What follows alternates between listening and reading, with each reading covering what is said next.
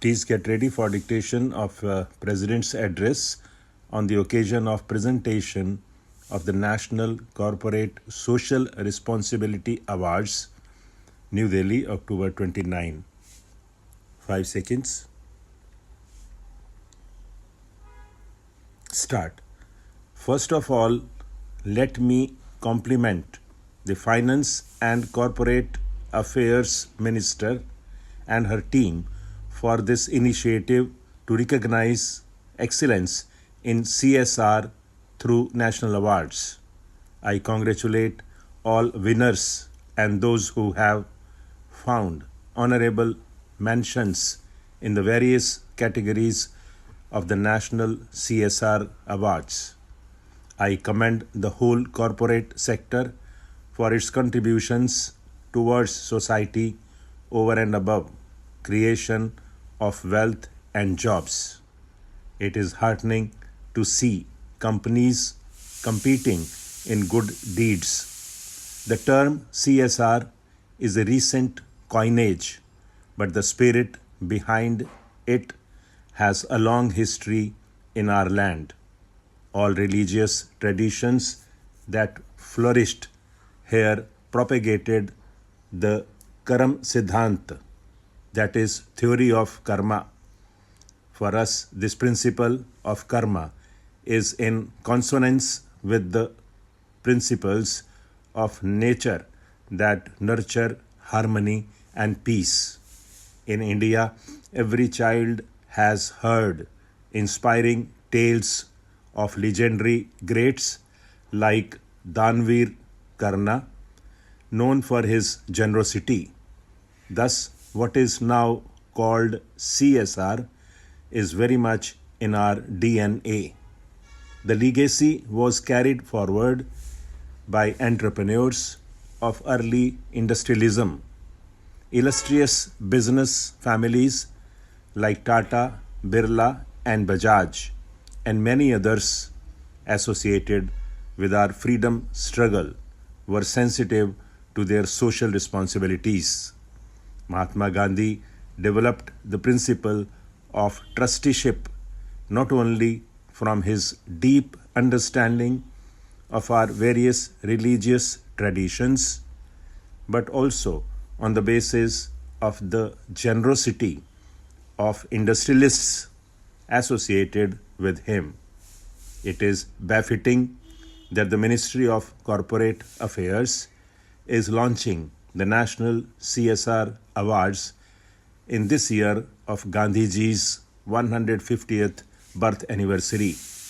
I am happy to learn that henceforth these awards will be conferred every year on October 2, the Mahatma's birth anniversary.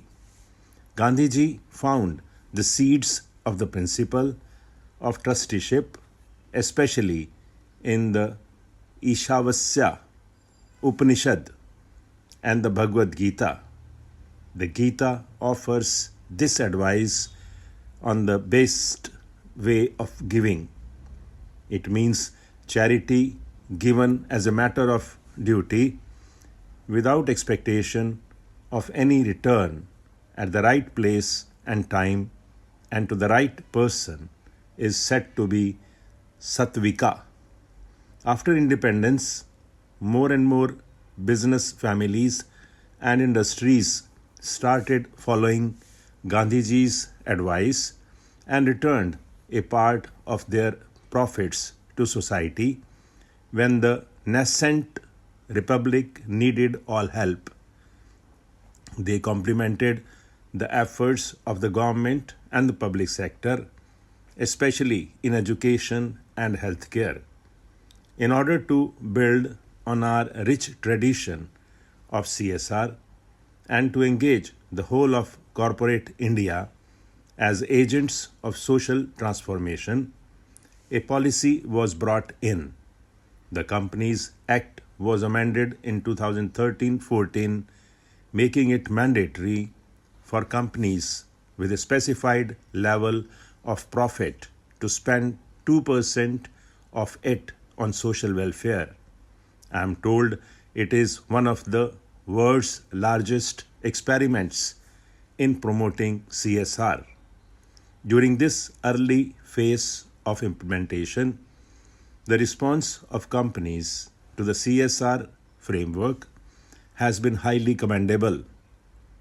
Every fiscal year since 2014-15, the corporate sector has set aside a total of more than rupees 10,000 crore for social welfare. A diverse range of social sectors have benefited from this effort. I am especially glad to see among them education, environment, health, poverty eradication and nutrition, safe drinking water, and sanitation. The National CSR Awards aim to encourage competition and infuse excellence in CSR activities.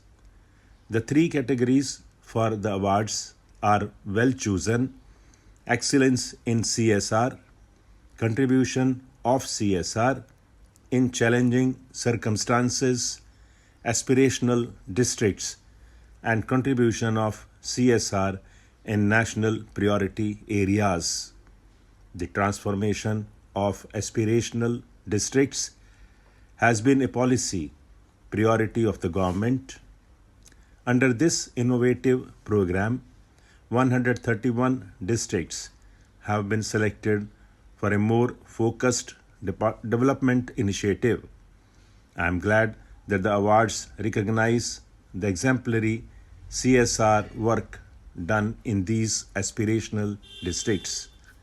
I am also happy to see that the winners and honorable mentions of National CSR Awards represent the full diversity of industry sectors as well as religions. It is indeed heartening to note that those sections of society that need the helping hand most are among the main beneficiaries of the CSR activities.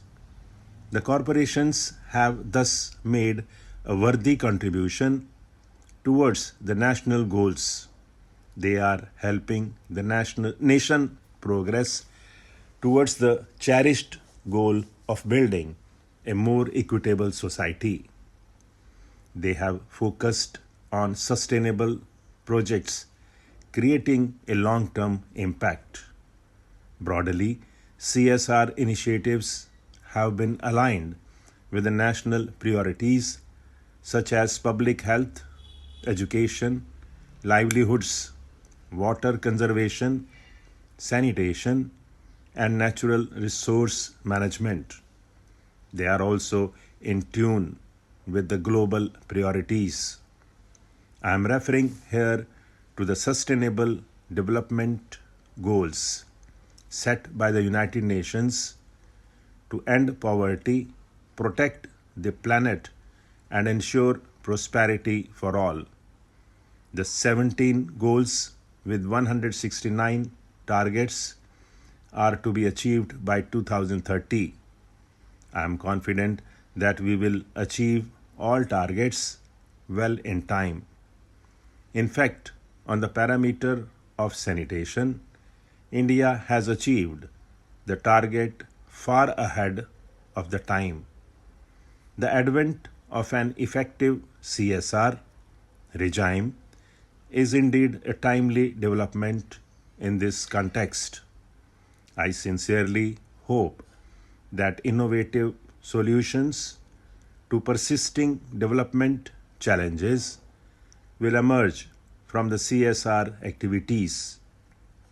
As you all are aware, India has been consistently improving its rank among the nations on the ease of doing business thanks to the efforts of our government. The government is also sensitive about the need to calibrate the CSR regime to make it more effective. In September, the scope of the CSR activities was widened to include more categories of research incubators. This trust on research and development will immensely help innovators. It is equally important to internalize social welfare in the corporate culture. Hence, I will also urge upon you to motivate your employees and sensitize them to this higher calling in service of the marginalized sections of society. This single step will generate enough goodwill for wealth creators among ordinary people.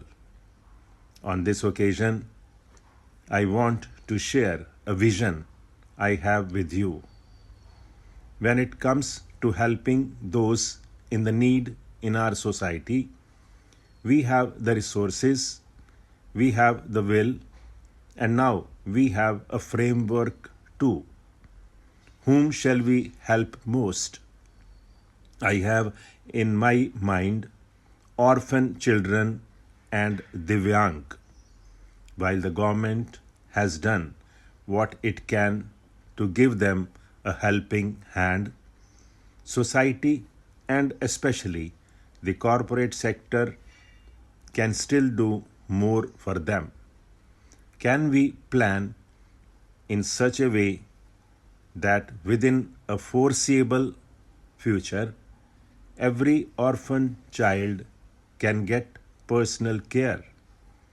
We can set 2030 as a deadline to ensure providing care to every child and reap the benefits of demographic advantage that we have.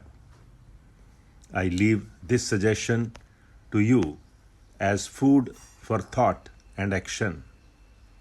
It is my pleasure to participate in the celebrations of the first National CSR Awards. I once again congratulate all award winners and those who have achieved honorable mentions, as well as the jury and the Ministry of Corporate Affairs. You all have shown that it is possible to be profitable while being socially and environmentally responsible. Standing before you here today, I see ancient sages were right when they said, it means respect is achieved by donating the wealth and not by storing it. Clouds attain a higher position by giving away water, whereas the oceans remain at a lower position by storing water. May you occupy even higher positions and inspire others too. I wish the very best in your endeavors ahead. Thank you. Jai Hind. Stop.